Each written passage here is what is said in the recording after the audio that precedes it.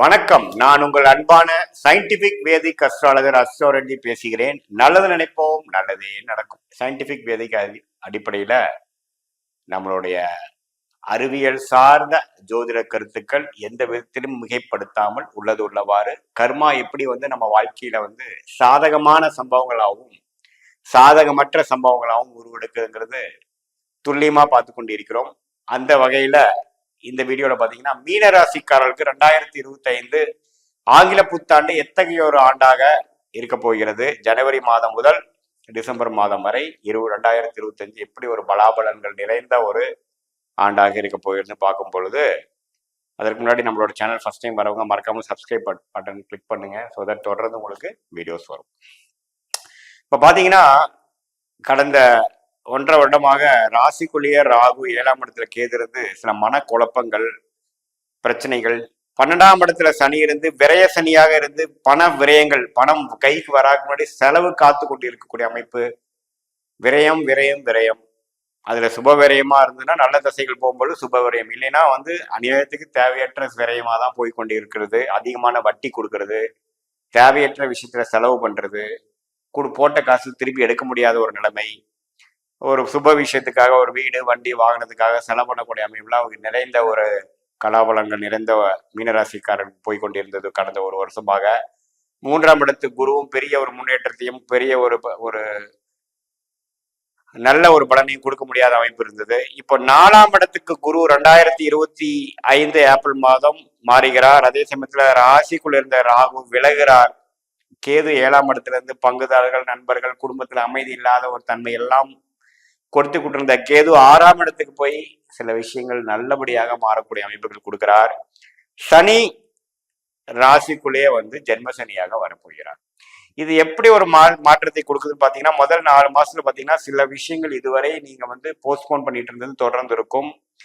சில பிரச்சனைகள் இதுக்கு மேல நம்ம போஸ்ட்போன் பண்ண முடியாது, சந்திச்சாகணும், கடன்காரர்களை பார்த்து ஆகணும், வம்பு வழக்குகள் ஃபேஸ் பண்ணி ஆகணும், மாணவர்கள் எக்ஸாம்ஸ் ஃபேஸ் பண்ணி ஆகணும். இதுக்கு மேல நம்ம ஃப்ரீயா படிக்காம இருக்க முடியாது, படிச்சாகணும். சில இல்லத்தரசிகள் சில வேலைகள், சில உத்வேகமான சில முடிவுகள், குடும்ப விஷயமா பண்ண வேண்டிய விஷயங்கள் இதுக்கு மேல லேட் பண்ண முடியாதுங்கிற மாதிரி அமைப்புகள் ஏப்ரல் 2025க்கு அப்புறம் ஜென்ம சனி மூலமாக நடத்தி காட்டுகிறது. சில விஷயங்கள் வேகமாக நடக்கக்கூடிய அமைப்புக்குள்ள நம்ம போறோங்கிறது உணர வேண்டும், தெரிந்து கொள்ள வேண்டும்.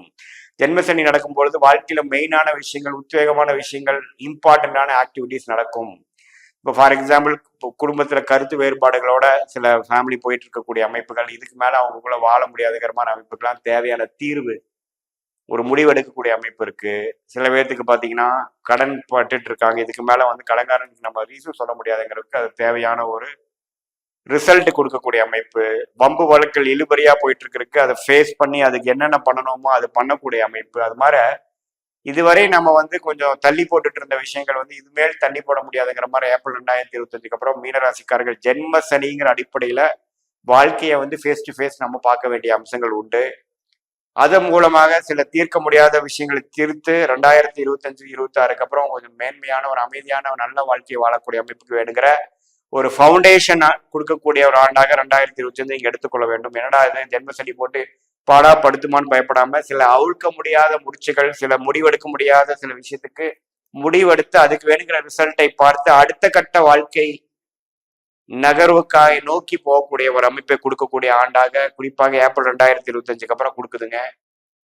இதுவரை கடந்த 2 வருஷமாக எந்த விஷயத்துல நீங்க பாதிப்பும் எந்த விஷயத்துல மன நிறைவும் இல்லாம இருந்தீங்களோ அதுக்கு வேணுங்கிற தீர்ப்பு கிடைக்கக்கூடிய ஒரு ஜட்ஜ்மெண்ட் டே என்று சொல்லப்படுகிற அதுக்கு வேணுங்கிற விஷயத்தை பார்க்கக்கூடிய அமைப்பு கிடைக்குது. அது நடக்கும் பொழுது கொஞ்சம் மனம் வருடக்கூடிய ஒரு டென்ஷன் ஆகக்கூடிய ஸ்ட்ரெஸ் ஆகக்கூடிய அமைப்புகள் இருந்தாலும் பிற்காலத்தை நீங்க திரும்பி பார்க்கும் பொழுது அந்த ஒரு விஷயம்தானாலதான் அடுத்த விஷயத்துக்கு நாம போக முடிஞ்சது, அடுத்த ஒரு மேன்மையான ஒரு அருமையான வாழ்க்கைக்குள்ள நம்ம போக முடிஞ்சது, அடுத்த ஒரு மேன்மையான ஒரு தொழிலுக்குள்ள, வேலைக்குள்ள, வாழ்க்கை சம்பவக்குள்ள போக முடிஞ்சதுங்கிறது நீங்க உணர்வீங்க.